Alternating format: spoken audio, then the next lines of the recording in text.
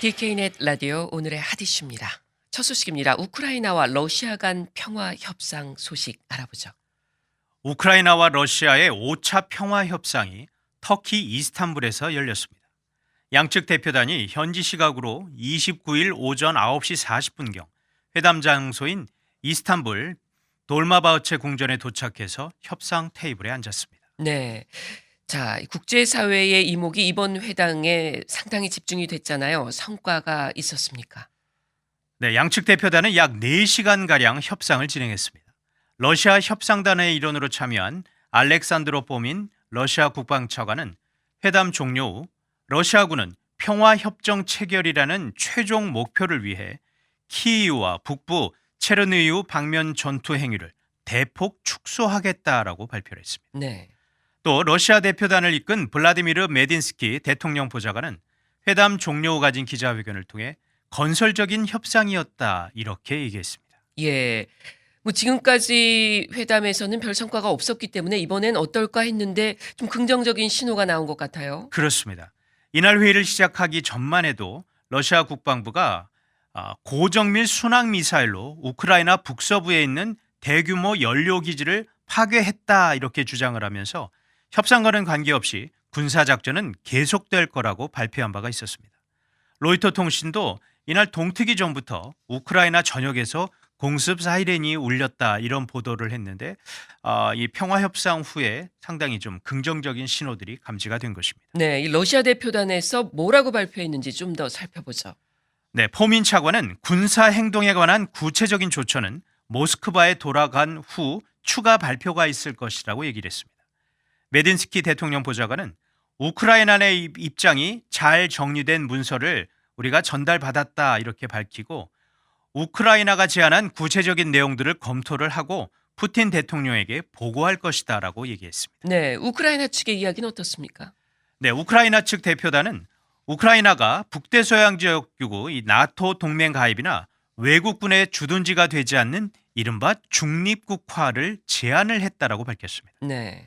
우크라이나는 그 대신 나토와 비슷한 형태로 제3국이 보장하는 안전보장을 요구를 했습니다. 그 3국에는 이스라엘, 캐나다, 폴란드, 터키 등이 거론이 됐습니다. 우크라이나 대표단은 이제 공은 러시아로 넘어갔다라고도 강조했습니다. 네. 뭐 약간의 진전이 있어 보이는데 양국 협상단이 거의 3주 만에 마주를 앉은 거죠? 맞습니다.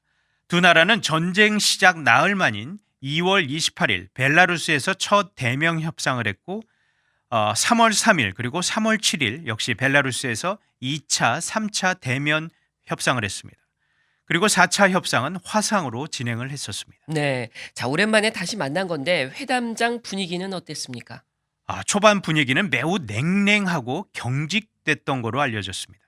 우크라이나 현지 매체는 양측 대표들이 회의장에 들어서면서도 서로 악수도 나누지 않았다. 아주 경직된 분위기였다라고 보도를 했고 일부 진전을 거두기까지 그 협상 과정이 결코 쉽지 않았다라는 전언도 나옵니다. 예. 자, 이번 회담을 중재한 나라가 터키죠? 네, 맞습니다. 레제프 타이프 에르도안 터키 대통령은 이날 회의에 앞서 협상단에게 환영 연설을 했습니다. 에르도안 대통령은 가능한 한 빨리 휴전과 평화를 달성하는 것이 모두에게 이익이고 이 비극을 없애는 것은 바로 여러분 협상단에 달려있다라면서 협상단의 역사적인 책임도 강조를 했습니다. 네. 에르도안 대통령은 또 터키에서 러시아와 우크라이나 간 정상회담을 개최할 용의도 자신에겐 있다 이렇게 얘기했습니다. 네. 뭐 현재 우크라이나 사태가 전 세계에 미치는 영향이 상당하지 않습니까? 뭐 그렇죠. 경제적인 것도 포함해서 그러다 보니까 이목이 집중될 수밖에 없는데 이 우크라이나 양국 정상회담 이야기도 계속 나오고 있죠. 그렇습니다. 볼로디미르 젤렌스키 우크라이나 대통령은 전쟁을 끝내기 위해서는 블라디미르 푸틴 러시아 대통령과 자신이 결국은 직접 만나서 풀어야 한다 이렇게 얘기를 해왔습니다. 예. 하지만 러시아는 그 전에 핵심 쟁점에 대한 해결책이 뚜렷해져야 한다는 입장입니다. 우크라이나 대표단은 회담 후 양국 정상들의 회담을 기대할 정도의 충분한 진전이 있었다라고 말했습니다. 네. 앞서 대표단 협상에서는 뭐 큰 진전은 없었나요? 그렇습니다. 전쟁이 시작된 지 지금 한 달이 훌쩍 넘어가고 있지만 양측은 휴전을 위한 합의를 도출하지 못했습니다.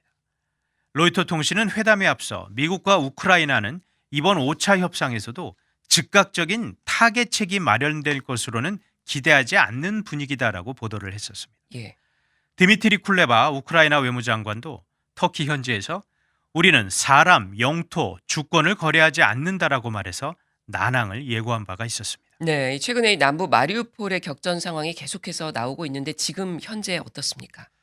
개전 초반부터 러시아군이 포위해온 남부 마리우폴은 거의 함락 직전인 것으로 보입니다. 네. 마리우폴 시 당국은 지금까지 러시아군의 폭격으로 인해서 어린이 약 210명을 포함해 총 5천여 명이 목숨을 잃었다라고 발표했는데 객관적인 검증은 아직 하지 못한 상황입니다.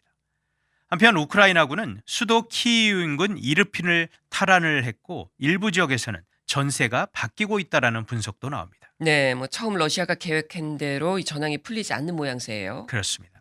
당초 러시아는 3, 4일 정도면 수도 키이우를 함락할 수 있을 것이다라고 또 많은 군사정보 전문가들이 분석을 했었습니다. 하지만 우크라이나의 강력한 저항으로 한 달 넘게 이 전쟁이 지속이 되면서 무기와 보급품 조달에 또 어려움을 겪었고 군인들의 사기까지 많이 꺾이면서 어려움을 겪고 있습니다. 예. 한편 영국 국방부가 지난 28일 러시아 민간 용병 조직 와그너 그룹 소속 1,000여 명이 우크라이나 동부 돈바스 지역에 배치됐다라고 밝혀서 역시 계속되는 전쟁으로 긴장을 늦출 수가 없음을 또 보도도 했습니다. 네. 자, 이런 가운데 이 조 바이든 대통령이 푸틴 대통령에 대한 발언을 해서 이슈가 되고 있죠.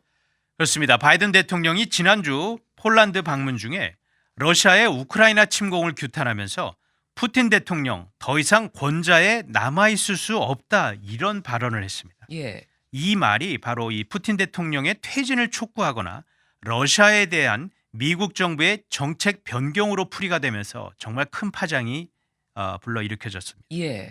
바이든 대통령은 28일 백악관에서 가진 미국 정부 예산 관련 기자회견에서 이 발언과 관련해 개인적으로 느낀 분노를 표현한 것이며 푸틴의 퇴진을 의미한 발언은 아니다 이렇게 해명을 했습니다.